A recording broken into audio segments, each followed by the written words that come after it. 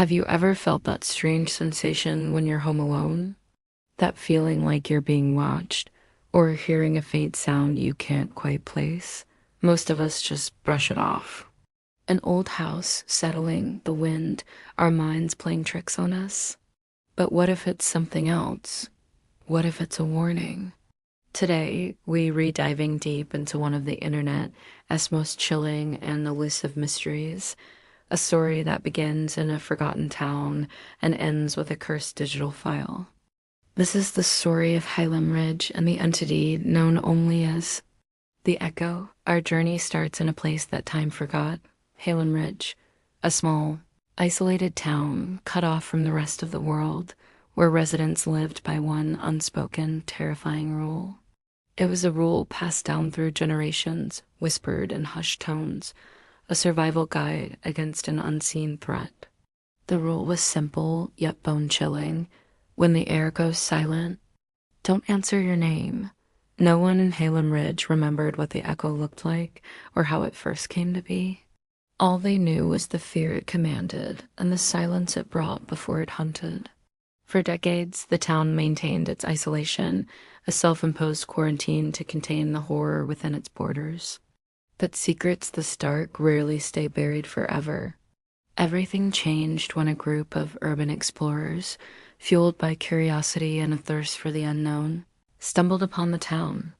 While sifting through the ruins of an abandoned school, they unearthed something that should have stayed hidden. It was an old, dusty VHS tape buried under rubble and decay. Scrawled on its label, in frantic, shaking handwriting, was a desperate plea: do not watch alone. Of course, a warning like that is an invitation to people like them. They took the tape, and later that night, huddled around a screen, they pressed play. What they saw would not only seal their fate, but would unleash the town's nightmare onto the world. The footage flickers to life, grainy and distorted, typical of an old camcorder. The first thing you see is the face of a teenage boy, his eyes wide with terror. His name was Oren. He's breathing heavily, speaking in a shaky whisper directly into the lens. If this gets out, he says, his voice trembling, someone needs to know what's happening here. He then turns the camera away from himself, pointing it down a long, dark school hallway. The lights overhead flicker erratically, casting dancing shadows on the stained, peeling walls. An unsettling, deep humming sound vibrates through the audio, a low-frequency thrum that feels wrong. It's the kind of sound that gets under your skin and stays there. Oren begins to explain the town's descent into madness. For weeks, people had been hearing their names whispered in the dead of night, but these weren't human voices. They weren't animal cries. It was something else. Something that had learned to mimic the voices of their loved ones with terrifying accuracy. A mother hearing her child call for help from an empty room. A husband hearing his wife's voice from the attic, even though she was sleeping beside him. This is the nature of the echo. It wasn't a ghost you could see or a monster you could fight. It was a sound, a predatory sound that hunted by name. And its hunting ground was the entire town of Highland Ridge. Back on the tape, Oren moves cautiously down the hallway, the camcorder light cutting a weak path through the oppressive darkness. The humming sound grows slightly louder, more persistent. Then a voice cuts through the low thrum. It's faint, soft, and chillingly familiar. Oren. It sounds like a friend, maybe a family member, calling from just around the corner. Oren freezes. He whispers to the camera, his terror palpable. That's my mom, but she's at home. She hasn't left the house in days. Just as he says this, the hallway lights buzz one last time and then die completely, plunging him into total darkness. The only light source now is the camera's ghostly green night vision. The familiar school hallway transforms into a nightmarish landscape. The humming intensifies, and then a new sound emerges. Footsteps, slow, deliberate, echoing from the darkness behind him. They seem to match his own panicked breaths, as if the thing in the dark is toying with him, sinking itself to his fear. And then the voice comes again, Oren. But this time it's different. The warmth is gone. It's deeper, distorted, like a throat struggling to form words it doesn't understand, a grotesque parody of his mother's voice. The camera shakes violently in Oren's hands. He's had enough. He turns and runs. The footage becomes a chaotic blur of green and black. Glimpses of classrooms flash by, desks and chairs overturned as if in a violent struggle. The camera pans across a wall, and for a second the image is clear. Scratches, deep gouges in the plaster, but they aren't claw marks. They're from human fingernails. Dozens, maybe hundreds of them, a testament to the sheer panic of those who were trapped here before. Oren bursts through a set of double doors into the school's open-air courtyard. He thinks he's safe, but he's wrong.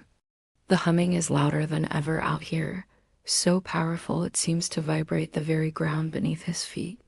The shadows cast by the moon pulse and twist along the walls, stretching like living things. It's as if the darkness itself is alive and closing in. He stands there panting, trying to catch his breath, looking for an escape, but there is none. The voice returns. This time, it's not from down the hall, or from the darkness behind him. It's right next to his ear. A guttural, stretched-out whisper that pronounces each letter with malevolent clarity. O-R-I-N. The camera clatters to the ground, the lens pointing up at Oren's shaking legs. He's frozen in place. Then absolute silence. The humming stops. The whispering stops. Everything just ends. For 20 agonizing seconds, the camera records nothing but the still image of Oren's feet and the silent courtyard. Then a small red light flashes and the screen goes black. The camera's battery had died. The tape was over. Oren was never seen again. His fate remains one of Hallam Ridge's many dark secrets, but his story didn't end there. The urban explorers who found and watched the tape were horrified. But their horror soon turned personal. After the television clicked off, in the heavy silence of the room, they heard it. Faintly, from the darkest corners, from right behind their own shoulders. Their own names, whispered softly.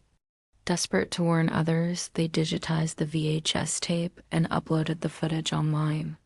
They hoped to spread the word, to expose the echo to the world. For a brief period, the video existed, but the next morning, it was gone. The video was deleted, their channel vanished, and all their social media accounts were wiped clean. And just like Oren, the explorers themselves were never seen or heard from again. Now, the legend of Oren's tape exists as a piece of digital folklore, a ghost in the machine. It allegedly circulates on the dark corners of the internet, appearing on obscure forums and private servers, only to be deleted almost instantly. It's as if something is actively scrubbing it from existence, hunting down every copy. They say that the video itself is now cursed, that the echo has attached itself to the footage. The legend has a terrifying conclusion. If you manage to find the video and you watch it to the end, you too will hear the whisper. You will hear your own name called from the silence.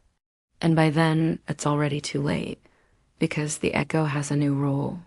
It no longer just hunts the residents of Hallam Ridge. It hunts anyone who knows it exists. And now, Thanks for watching. If you enjoyed this dive into the darkness, be sure to like, subscribe, and hit that notification bell. And maybe for the next few nights, wear headphones, just in case. Stay safe out there,